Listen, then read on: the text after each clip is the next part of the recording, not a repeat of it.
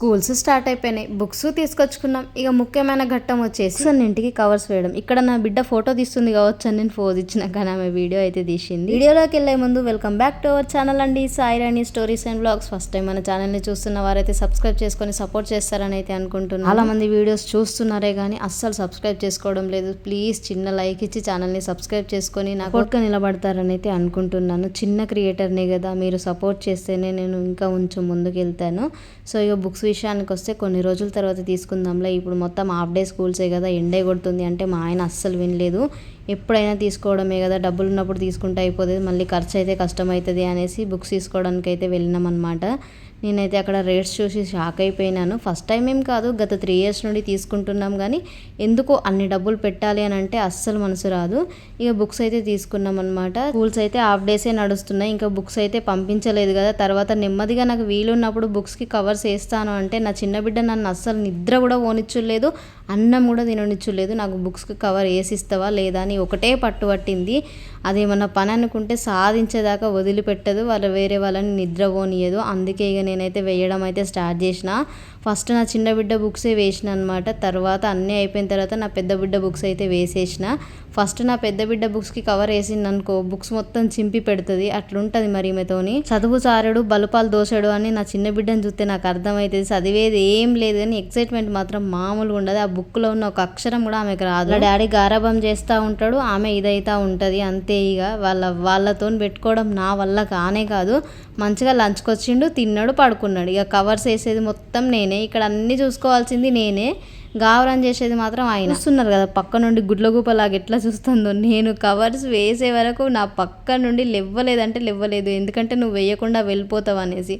మొత్తం బుక్స్కి వేసే వరకు నా రోగం మొత్తం తిరిగింది నిజం చెప్పాలి అని అంటే. ఊకో అక్క, సుఖం వస్తారట ముఖం గడగ తీరదట, గా పనికే నీకు నడుము నొచ్చిందా అని అనుకోవచ్చు.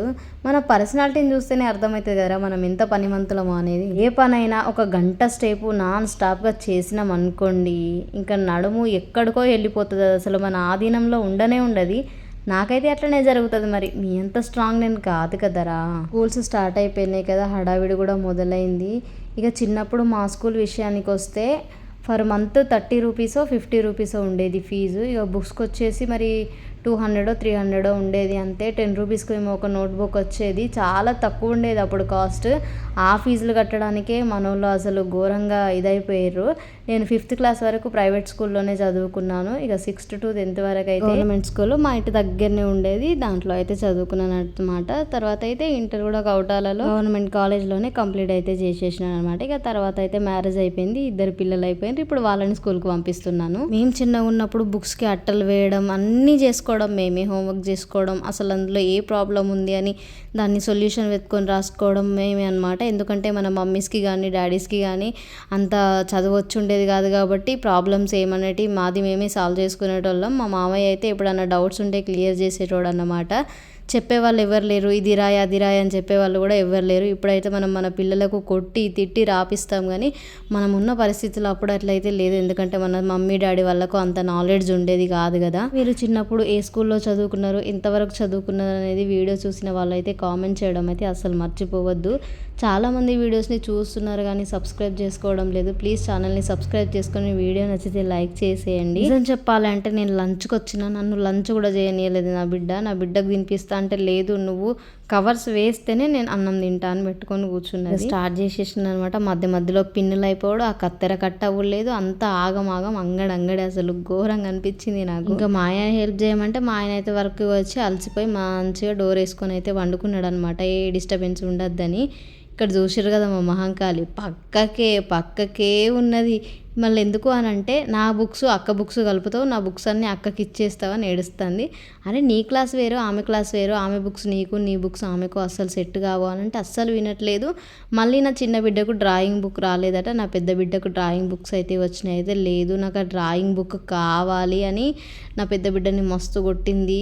ఏం చేయాలనో అసలు అర్థమవుతలేదు, దీన్ని కన్విన్స్ చేయడం ఎట్లా నాకు ఏం అర్థమవుతలేదు. ఇక్కడ చూస్తున్నారు కదా, ఇదే పని చేస్తూ ఉంటుంది ఎప్పుడు, మా ఆయనేమో కొడుతూ ఉంటాడు. కానీ కానీ నా చిన్న బిడ్డలో నాకు నచ్చేది ఏంది అని అంటే మంచిగా ఫుడ్ తింటుంది ఇష్టంగా, మంచిగా నన్ను అసలు సతాయించదు ఫుడ్ విషయంలో. అదొకటి నాకు మంచిగా అనిపిస్తుంది. ఇక నా పెద్ద బిడ్డ విషయానికి వస్తే తినడానికి ఎంత సతాయిస్తుంది అని అంటే ఘోరంగా అసలు. కానీ చదువుకోవడానికి అంతగానే ఏం సతాయించదు. ఏ ప్రాబ్లం చెప్పినా తొందరగా సొల్యూట్ చేసి పడేస్తుంది. అట్లా అంత మంచిగా చదువుకుంటుంది అనమాట. నా పిల్లలు పెద్ద జాబ్ చేసి కలెక్టర్ అవ్వాలన్న ఆలోచన అయితే నాకు లేదు, కానీ వాళ్ళ నాలెడ్జ్ మందం చిన్నగా నాలాగా జాబ్ చేసుకునేటట్టుగా వాళ్ళ కాళ్ళ మీద వాళ్ళు నిలబడి ఎవరిపైన ఆధారపడకుండా వాళ్ళ శాలరీని వారు తెచ్చుకునేంత నాలెడ్జ్ అయితే వాళ్ళకు ఉండాలనేది నా అభిప్రాయము. ఎందుకంటే మనం ఉన్న సిచ్యువేషన్లో పెద్ద పెద్ద చదువులు చదివిస్తామో లేదో నాకైతే నమ్మకం లేదు. ఎందుకు అని అంటే ఈ ఫీజులు కట్టలేకనే ఇదైపోతున్నాము, చాలా కష్టపడుతున్నాం. కాబట్టి అప్పటి వరకు పెద్ద పెద్ద చదువులు చదివిస్తామా లేదా అన్నది వేరే ముచ్చట. జాబ్ విషయానికి వస్తే మంచి నాలెడ్జ్ ఉండాలి, పిల్లలకు కూడా ఇంట్రెస్ట్ ఉండాలి, అన్నింటితో పాటు అదృష్టం కూడా ఉండాలి. చూద్దాం వాళ్ళు ఏం చేస్తారో అనేసి. ఇక బుక్స్ అయితే అట్టలైతే వేసేసిన కదా. ఇక నా బిడ్డ సంతోషం అంతా ఇంత కాదు, కానీ బుక్కులు మాత్రం అస్సలు లేస్తలేవు. మరి స్కూల్కి ఎట్లా తీసుకుపోతావు అంటే ఎట్లనో ఒకలాగా తీసుకుపోతలే అనేసి ఇక లాస్ట్కి అయితే నోట్బుక్స్ అన్నీ లేపేసింది అన్నమాట. వీడియో అయితే అయిపోయింది. వీడియో నచ్చితే లైక్ చేసి ఛానల్ని సబ్స్క్రైబ్ చేసుకోండి ప్లీజ్. సపోర్ట్ చిన్న క్రియేటర్ని కదా. Thanks for watching, bye.